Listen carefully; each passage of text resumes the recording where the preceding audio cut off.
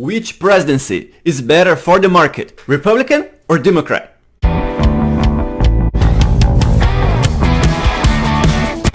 Before the election, polls pointed to a Democratic win, and investors felt that new stimulus was on the corner.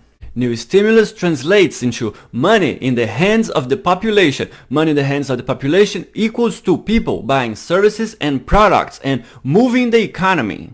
So this is what I found. No matter who is in power, the economy is in an upward motion 75% of the time. For the last 100 years, as we see here, no matter who is in charge, we can all make money and the stock market is on the rise. By following the data, it shows that the best presidency for the stock market was the Clinton presidency and the worst presidency was the Bush presidency, but that is not entirely Bush's fault. That's when 9/11 happened. I am in shock to see how close this election is. Everywhere you go, you see tremendous support for either candidate, for both candidates, but I can't really tell why. I have never talked about any political or religious subject on this channel because that is very polarizing. People get very passionate. But now, since we have the election, and that's the only thing everyone is thinking and talking about, I'm gonna approach the subject.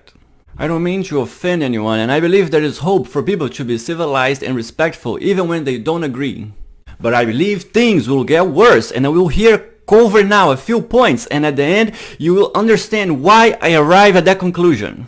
Right this moment, the final votes are being counted, and every vote is important. The nation is, for the most part, 50-50 on deciding who should be on the White House. As the votes are being counted, the president keeps on saying the system is rigged and democracy does not work. So somebody please tell me, what is the alternative? A king like in North Korea? An emperor like in Russia?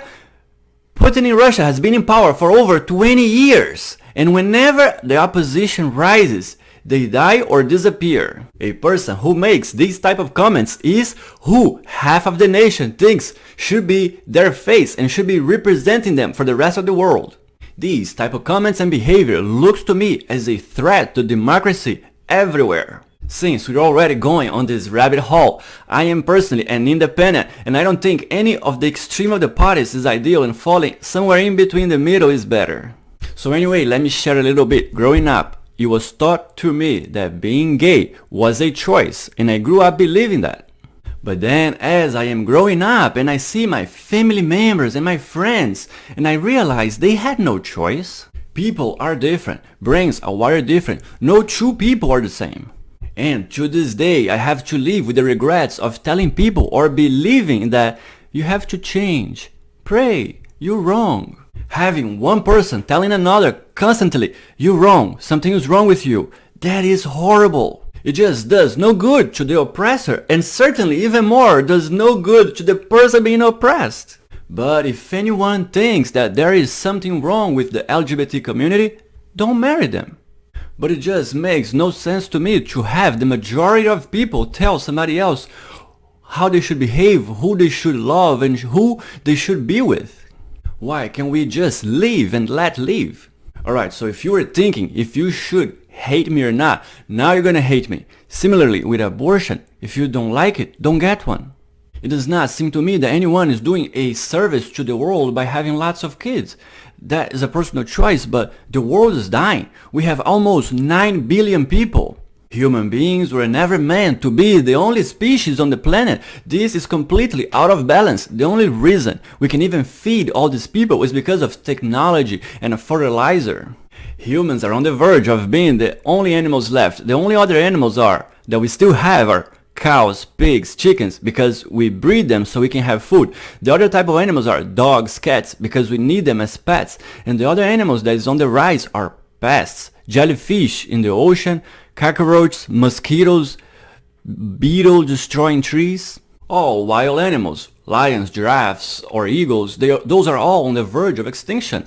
We have few hundred or few thousand is not enough. They will die. It's a matter of time. They are almost all gone. The little bit that we have is not enough to keep a sustainable species. And the little bit that are left, they can't even communicate because a forest here in the middle cities, so they're gonna have what? Breeding sisters and brothers? They're gonna die. It's over. The generic pool is not enough. Life is not easy. A child needs a loving family that will support it and help it during life. Even growing up with a loving family, life is hard. Imagine being raised without love or being raised by the system. The mentality that the system will take care of these kids does not work. Sadly, my stepfather lost his mom by age 6 and he was raised by the system. But every person that I meet that was raised by the system does not give me a very good understanding that this is good for them. And even more sad, the result was that my stepbrother also ended up being raised by the system, and 2 months ago he suicided. But before that, he suffered so much. From what I see, the system has failed too many people. The system cannot replace the loving family that a child needs. Since we are already on this rabbit hole, the last thing I'm gonna say is that none of this will really improve from what I understand. Throughout history, before the civilization we have today, we had something called survival of the fittest, and only the fittest will survive. The best hunter, the smartest person who could plant the most food for the winter. So only if you're smart, if you're fit, if you're strong, you could survive, you could provide for you, and you could reproduce and provide for your family. If you're sick, if you're weak, you did not get that chance. You die out and you don't get to spread your seed. We are all alive today, and we are descendants of those strong people. If they were sick, they died. They didn't have medication. They couldn't go and get a surgery. There was none of that. But that no longer applies. Society have created a safety net, right? Everyone survives. You don't need to be the smartest person. You don't need to be very strong. You can be the most stupid, the most dumb. It requires very little for you to be alive. If you're sick, we give you a pill, we give you medication, we do a surgery, we do treatment. So this net, the safety net, really ensures everyone gets to spread their seed. As the human society, I think we are smarter, but as single individuals, I don't think we're smarter. We have all this technology, not because Elon Musk didn't create rocket ships. He improved on the technology we already had, so now we reuse rocket ships. Steve Jobs, he didn't make phones and computers. He combined phone and computers. He improved the technology we had. He made a very small phone computer, but he didn't start from the beginning. He improved.